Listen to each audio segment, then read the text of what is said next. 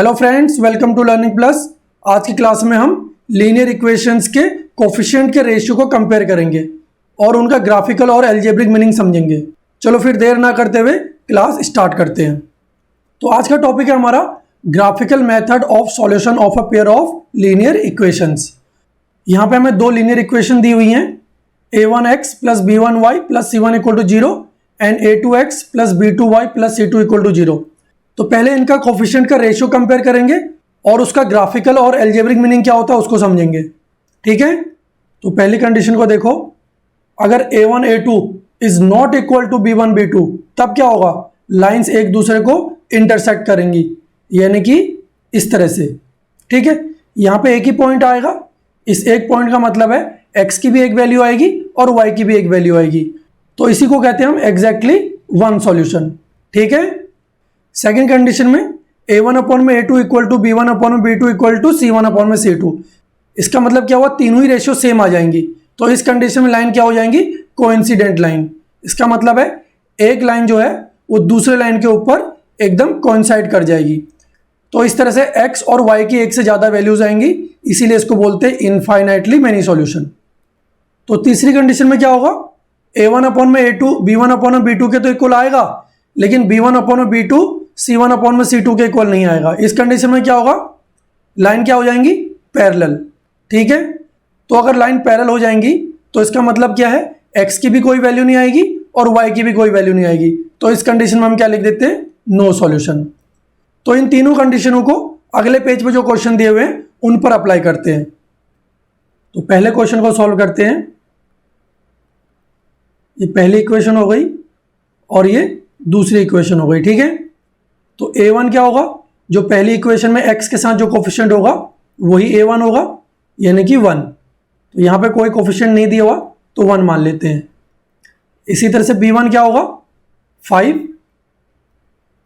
और c1 क्या होगा, -3। a2 क्या होगा, जो सेकंड इक्वेशन में x के साथ जो वैल्यू है, यानी कि 3। इसी तरह से b2 क्या होगा, 2 और c2 4।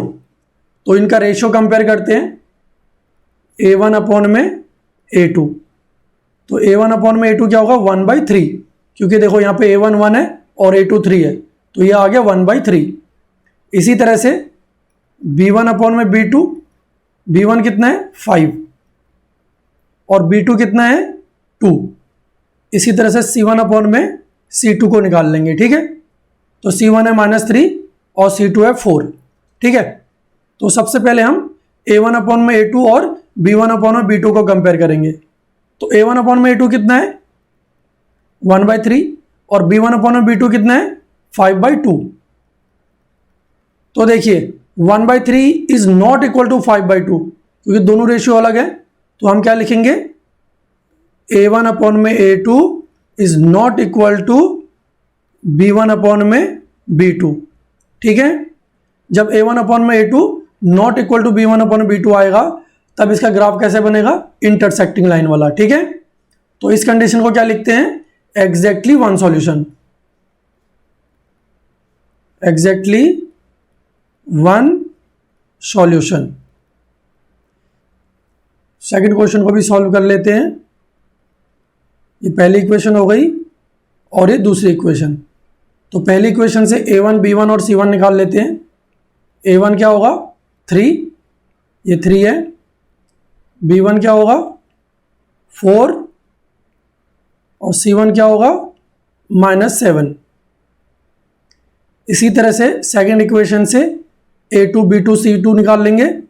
तो a2 क्या हुआ, 6, b2 क्या होगा, 8, और c2 क्या होगा, -14।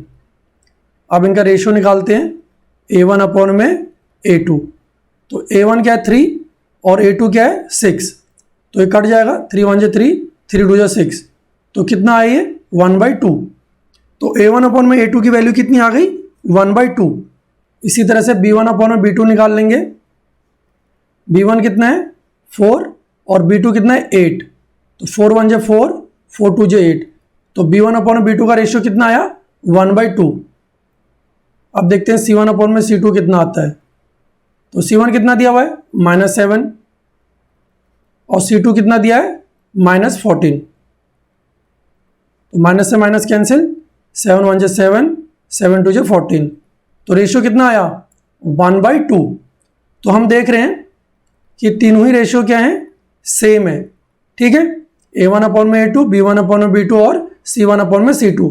तो हम क्या कहेंगे therefore A1/A2 equal to B1/B2 equal to C1/C2। तो किस तरह के लाइंस बनेंगे, ये बनेंगे कोइंसिडेंट लाइन, ठीक है। तो इस कंडीशन में किस तरह का सॉल्यूशन होगा, इनफाइनाइटली मैनी सॉल्यूशन।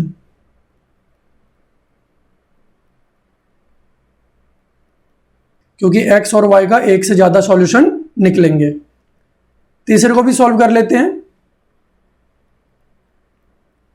तो ये पहली इक्वेशन हो गई और ये दूसरी इक्वेशन हो गई।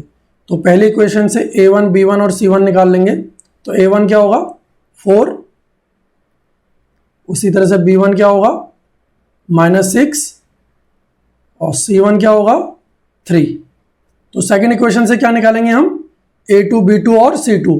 तो A2 क्या है 8, B2 क्या है -12 और C2 क्या है 7। तो इनका रेशियो कंपेयर करते हैं A1/A2। तो A1 कितना है 4 और A2 कितना है 8। तो 4 1 4, 4 2 8। तो आंसर क्या है 1/2।